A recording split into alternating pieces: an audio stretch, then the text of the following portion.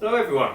Thought I'd do a video to cover why I have decided to switch from the Norden to 701. I had loads of people messaging me, loads of comments, a lot of people asking why I decided to change sort of pretty soon, to be fair. So to start off with, a little background: ridden on the roads for years, done loads of various racing and stuff, never ridden off-road. Had to go on an enduro bike a couple of years ago and just sort of fell in love with off-road riding. After 15 years of tarmac, I really fancied a change. But my other passion is also travelling on a bike. I don't get to do it as much as I'd like to. I like covering distances and seeing places, so an enduro bike for me wasn't practical. I got rid of my van and stuff from when I was racing. Didn't want to, my car can't turn a trailer, my car's absolute shite.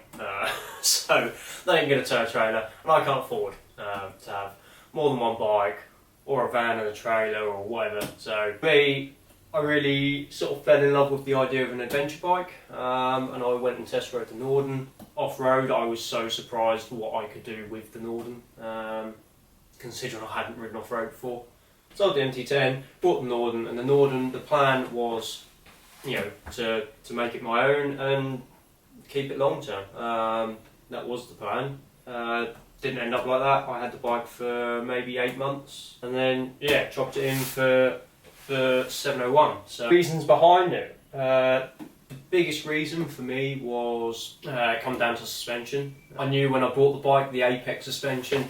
A lot of people, they said it was good and it would be good for most, green laning type stuff. So I didn't have too much concern, especially given that I was a novice. I hadn't ridden off road hardly at all, so I certainly didn't expect to get up to speed and relatively comfortable off road, especially on a big, 220, 225 kilo bike. Suspension was on my mind a little bit when I bought it, but wasn't really a massive concern. I thought maybe, a couple of years down the line I might have to upgrade, but I didn't expect it to be so soon. After, I did a couple of thousand miles on the Norden, and really quite quickly found the limits of the standard Apex WP suspension on it. I was bottoming out, especially the rear shock all the time, was bottoming out. As soon as you got any sort of air, it just crashed really hard.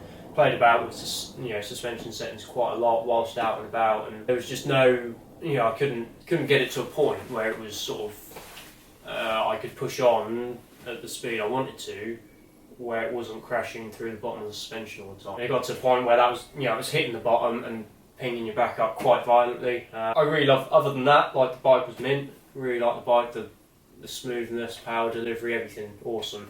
Comfortable as anything. Great bike. I looked to upgrade the suspension, so I thought probably go for the Explore suspension route, which comes on the 890 Adventure R. Looked into that, and that was gonna, realistically, you're looking at £3,500 to upgrade the suspension on that. Weighed that up for a long time. There's other options out there. Tractive suspension do some nice stuff. So I looked at the options and weighed up and got to the point where I thought, right, I'm gonna upgrade the suspension. Whilst thinking about it, I thought, what else would I change about the Norden? The big thing that weighed on my mind a lot was the weight. I'm 5'8". 60 kilos dripping wet, so picking up a 220 kilo bike with a duff back as well, I must say, challenging. In certain circumstances, start of the day when you're full of energy, I could manage. By the time you get a few hours in riding, you're knackered, you've got no energy, it's in a rut, pointing downhill, it was just impossible. I couldn't pick it up by myself, which made I daren't go out by myself with it, just in case I dropped it in a place in the middle of nowhere and I couldn't pick it up. So that was the other thing, the suspension and the weight. Am I going to spend $3,000 on suspension? Sort of sat back and thought, what else is out there? And at the time when I looked at the Norden, the 701 was an option. The thing at the time that swayed me to the Norden was, one, the looks, the wind protection, the comfort, and the fact that I'd ridden, it must have been, I don't know when the 701s came out, probably about 2015, 16ish. I actually rode a Supermoto version, probably a year and a half ago now. I was excited to ride it. It was just, give me his keys and let me have a go on it, and it was meant.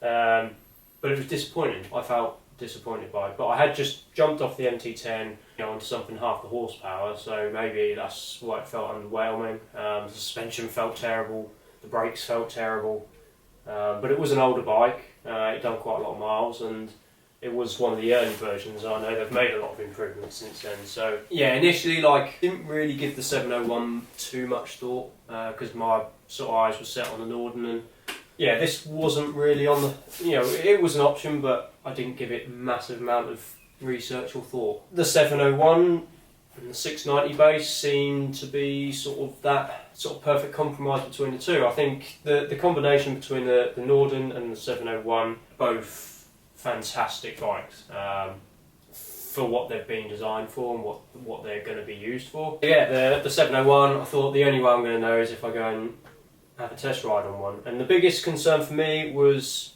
the lack of road comfort, the lack of enjoyment on the road. The Norden was good fun on the road as well as off-road. It was a real playful, torquey engine, and I had a lot of fun on tarmac as well as off-road. That's what I thought this might lack. And then I jumped on one for a test ride. It was actually the gas that I test rode, but yeah, test rode the gas, and it was surprisingly fun on the road. I couldn't believe how much fun I was having, and that was on the TKC 80s. And on the road, these tyres are incredible, what they can do, and it's like riding a big supermoto. That's what it is. And then I went off-road. I got a good sort of 3 hours out on it, which was mint. My local dealership, Lings, let me have the bike for the afternoon so I could get across to the trails out at Thetford Way, what I ride regularly on the Norden. So I had a good comparison. Difference off-road was day and night. The suspension, the Explore suspension is just, I didn't think it would be such a big jump. The suspension is so good, so plush, and I've tried, on the test ride, I tried to bottom it out, force myself into situations where the Norden just wouldn't cope, and it just lapped it up, no problem whatsoever. So yeah, I come away from the test ride instantly. I knew that was the route I wanted to go. I mean, the 701 is 50-ish kilos lighter, and it feels it. Like, it feels so much lighter. The suspension is so good.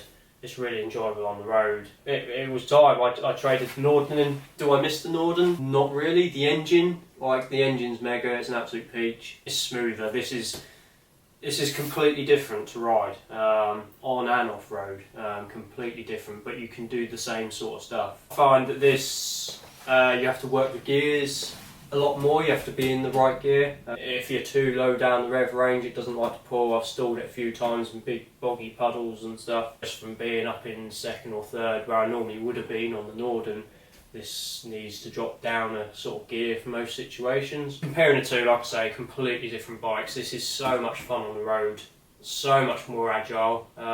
Off-road, it's so much more lively. I feel this sort of sits on top of the terrain, moves about quite a lot more, whereas the Norden felt very planted, very secure, whereas this feels quite skittish. It's like I say, it's completely different. It's hard to compare the two, but this is so much more capable off-road. And still has the on-road capabilities. As you can see, I've changed quite a lot already. A massive part of what I enjoy doing. I enjoy riding bikes, but I also love spending time in the garage building bikes, modifying bikes. I've made quite a few changes already. The big one you can see is the Carbon Fox Rally Tower. Not a cheap bit of kit, but by God, it's absolutely beautiful, so well made. You can see where the money goes. That was probably the biggest thing I didn't like about this, was there was no wind protection. So on the roads, as soon as you're up over 50 mile an hour, you're just getting absolutely battered by the wind from the waist up. This has almost completely eliminated that. Another thing that I would like to change is the seat. Like I say, the comfort compared to the Norden definitely is nowhere near there. This is like sitting on a plank of wood. Anything more than an hour is really not particularly nice. I'm looking at options at the moment to replace the seat, but they're quite pricey, and I've just spent way too much money already. So that'll wait a little while. But if you're looking at buying either of the two bikes, the Norden or the 701, they're both, and this is coming from a, as I said at the start, pretty much amateur off-road rider. If you're looking at buying either of them, I can say they're, both mint, and for if you're a novice looking at getting an adventure bike, I could recommend both the bikes equally. like I say, hopefully some of the stuff that I've said earlier on in the video, explaining why I've switched from one to the other, will help you maybe make a decision. But I think whatever you choose, you'll enjoy either of the bikes. If you've got any questions, fire them away. I'm going to make another video talking through all of the modifications that I've made so far and why I've made them. Like I said earlier, I love tinkering with a bike as much as I do riding it, so yeah, I'll run through all them details as well. But if you've got any questions, fire them down in the comments, and I'll either, if there's enough, I'll make another video, question and answers, or I'll just fire a comment back and try and answer anything that you might want to know. So, massive thanks for watching. If you've enjoyed the video, it's been helpful, just give us a like or comment, subscribe, all that sort of stuff. It'd be really appreciated. I've got loads of other videos, there's more detailed videos on the Norden, so have a look on my channel. And yeah, hopefully we'll see you in the next one. Cheers.